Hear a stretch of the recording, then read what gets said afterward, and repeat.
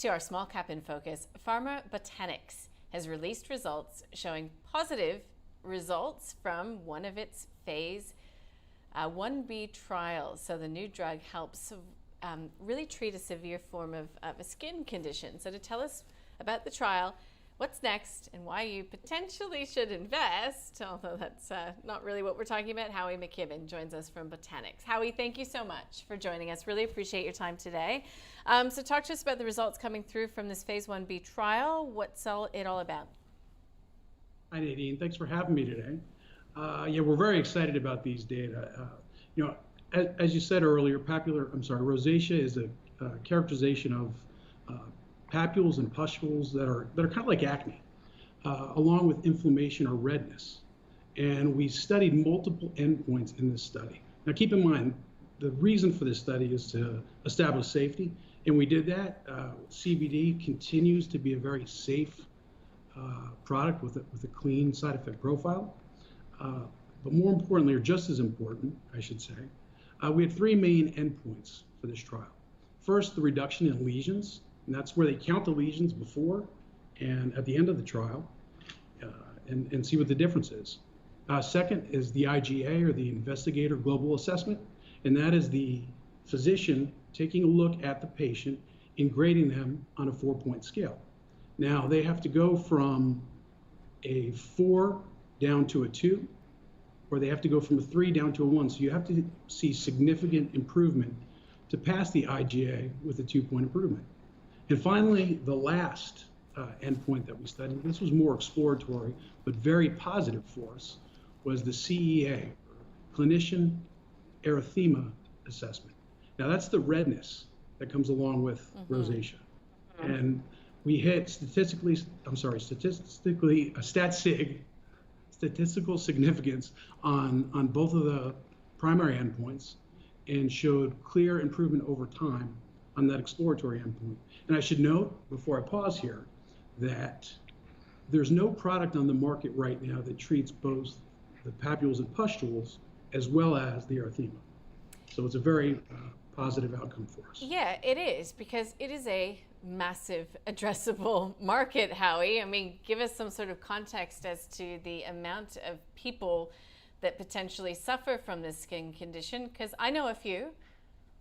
Yeah, it's Nadine, it's the third largest medical dermatology condition out there, with 16 million people that suffer currently. And right now there's a hole or dearth of therapies. Certainly there are some therapies out there that are being used, but we find from patients over and over again that they would love to have a product that effectively treats those papules and pustules along with the erythema. And I should also say it's an established medical condition in the United States, and the condition itself already has coverage. And we see costs, or wholesale acquisition cost of these products, between $500 and $700. Interesting. Okay, can I just clarify? Did you say CBD? So Botanix would give me some sort of an indication that you've got some sort of plant in your DNA. I mean, is it CBD? It's synthetic cannabidiol. Yeah. So this is manufactured in the same plants, in the same manufacturing sites as other pharmaceuticals that are sold all over the world. Yeah. So not from a plant itself, rather synthetically manufactured, is the active pharmaceutical ingredient. And then certainly we pair that with our Permatrex technology. And what we found is that Permatrex technology has increased absorption of this topical quite a bit, and we're seeing great efficacy for it. And we're seeing continual improvement over time, which gives us great confidence to move into a phase 2 trial with a 10% dose. Okay, now I do know that you raised, what was it, $5.7 million this year already. How well funded are you to take this and some of the other products, presumably, that you are developing to commercialization? Like, I know it's a long road, I know it's expensive, and I know that biotechs are quite upfront in the fact that, we hit these milestones, we need to get funding to achieve others. Or do you have some cash in the bank that will see you and your current investors through for a while? Yeah, great question. And as you may know, we did that raise for sofpironium bromide, which we just submitted to the FDA for approval.